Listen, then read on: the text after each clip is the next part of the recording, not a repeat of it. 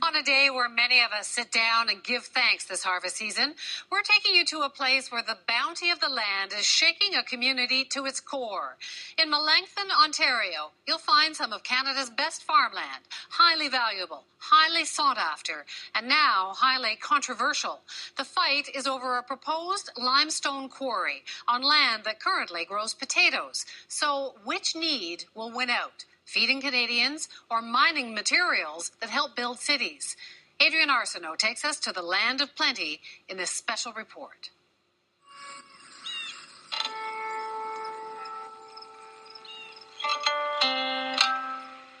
Southern Ontario can have its moments and its enviably pristine patches.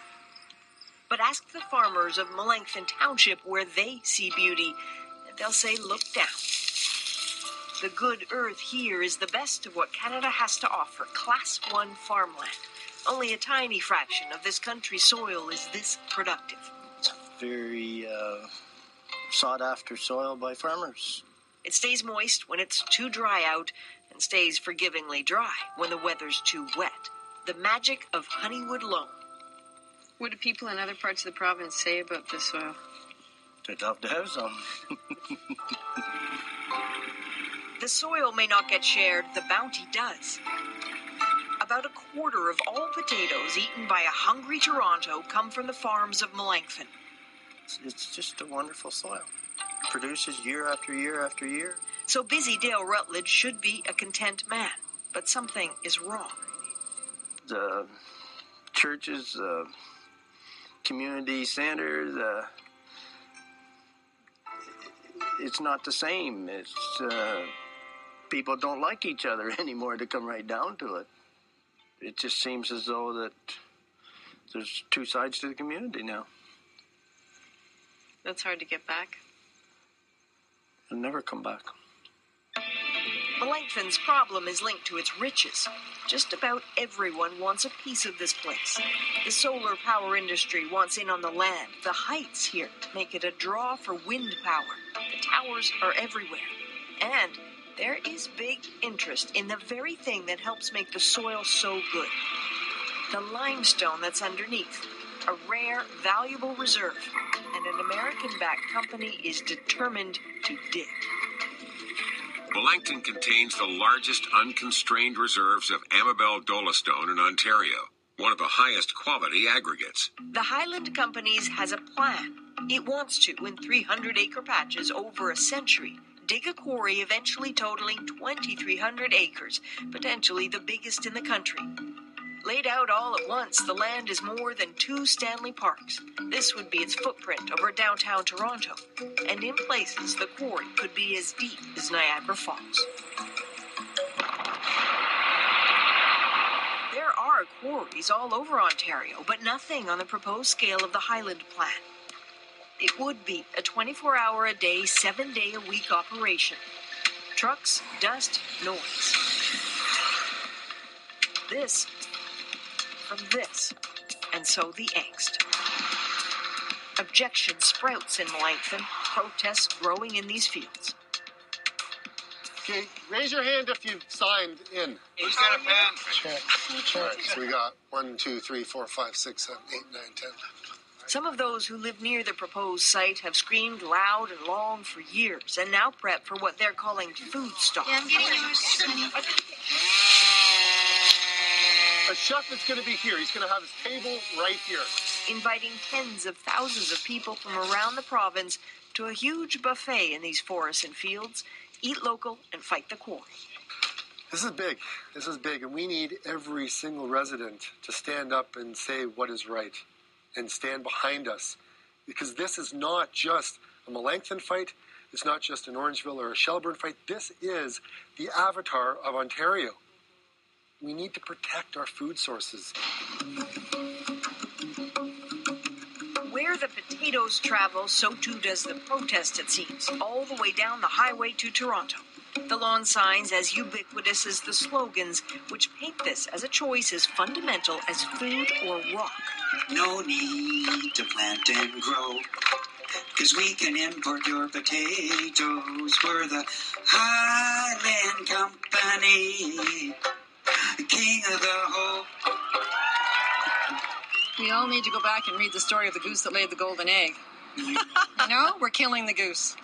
There won't be any more golden eggs. And who needs gold? We need food.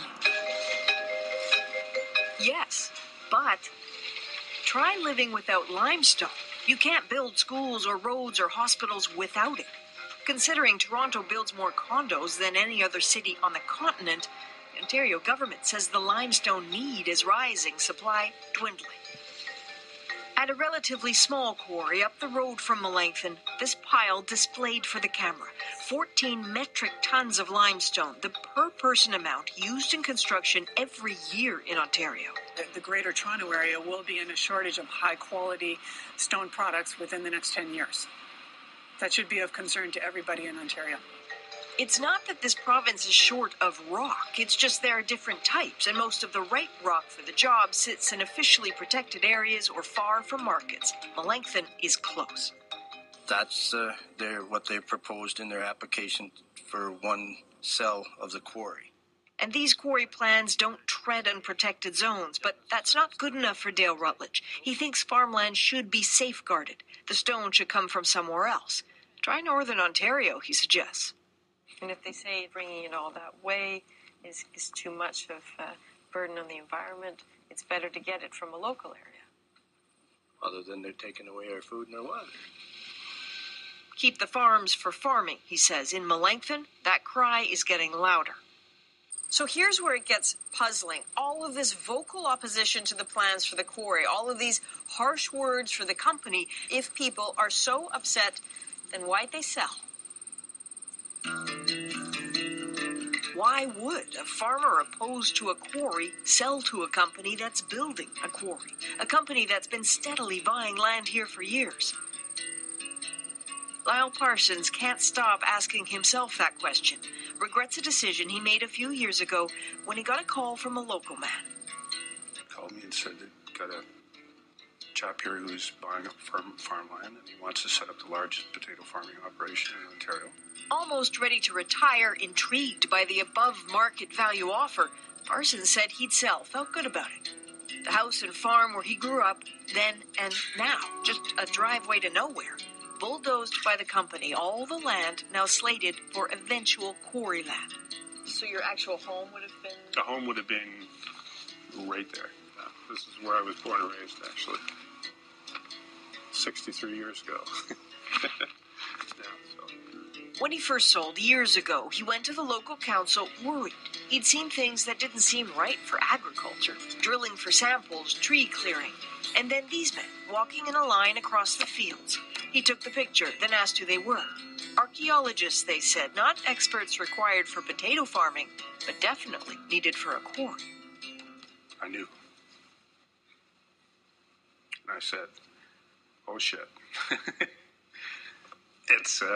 It's true. They are going after the limestone.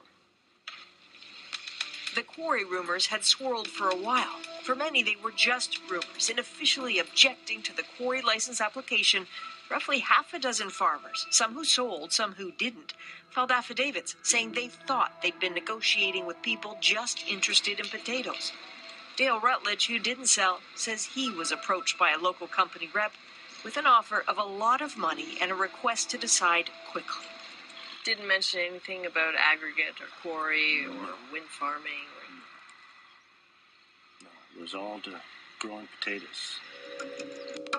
And here's the thing, the Highland companies do farm potatoes on the land, have lived up to their word of being the largest potato producer in Ontario. But the company's American executives, Joseph Isikoff and John Scherer, speaking exclusively to CBC, say they also wanted a quarry from the beginning. Look, we were absolutely wanted to build a quarry.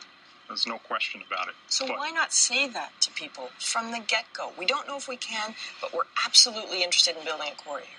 Look, I would say we were upfront with people, and we said, and we did what we said we were going to do. We are building a farm. We did develop the farmland, and we stand behind that. I think we've treated people well. Lyle Parsons said he sold his land in good faith, believing that it would become part of a potato farming operation.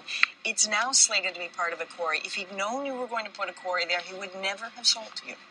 So I haven't spoken specifically with Lyle, but I would say that when we were purchasing land, we were forthcoming about the fact that we were interested in farming, the fact that we were interested in other types of development as well. I believe the people that sold had an opportunity to ask whatever they wanted to.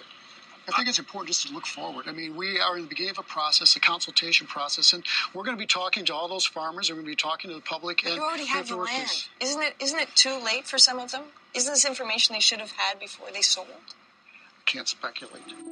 There are those in the community who are very accepting of the plan, who know a quarry will bring hundreds of jobs, and Highland insists it was transparent. Lyle Parsons disagrees, and now he can't seem to forgive himself for selling. Sorry. The overriding thought is that I betrayed my family, my heritage. It's looking good. In the woods, those preparing for the protest say this question of just how much information was shared with the community still bugs them. Well, I think they were duped. But why does that matter? Why does a buyer have to tell you what he's going to do with the land? Because he approached people that were ready to retire, did not have family members to carry on. So they were, wanting to sell and get out and retire and take this money. I don't know. I just think it was wrong the way he came in. We had no idea. We welcomed him to grow potatoes. Absolutely. Sure. Keep growing potatoes. That'd be great. They will, insist Highland executives. The proposal suggests as the quarry is phased in, potatoes will keep being farmed. 60% of the quarry floor eventually returned to farmland, below the water table. An ambitious plan, not a done deal. The Ontario government will have to approve it. An environmental assessment has just been ordered. We will not rest until our headwaters are protected in perpetuity. The anti-quarry protesters want someone to determine what will happen to the precious groundwater. Could it be contaminated? Could the quality or quantity be affected? Could it ever be sold? Don't worry, says the company, all will be protected. Part of that process is putting in monitoring wells, opening it, going slowly, moving carefully, monitoring it as we go. Sounds like you're saying you wouldn't get away with hurting the water. You couldn't get away with it. And in fact, I would say that our plan, that a license won't be approved unless the province is comfortable that the system works. But for some, assurances seem hollow. Dale Rutledge talks of hypersensitivities now, suspicions in Melanchthon building. Here's where he's planting them, right here. He wants to show us trees being removed and then replanted on the company's new land. He says he's been watching this for days, and it concerns him. Hi. Give me a call when you get a second. They're moving trees over here in the forest. Just wondered. I thought they weren't supposed to do anything. A few calls, and he learns the company is within its rights to move the trees. So? They were doing it all on their own land. What can you do? Sounds like that's the bottom line. It's their land. A man of many who seems wounded and skeptical. This is what he says is straining relationships here. Unanswered questions, for some, distrust.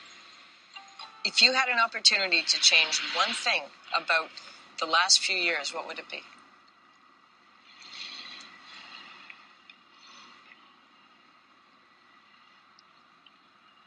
For 20 seconds, he thinks.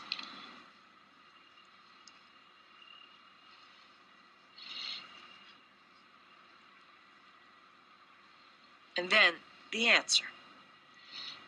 I guess I would say it's interesting. That's how good I feel about this project, right? I'm not really picking on one particular thing that I think we should change.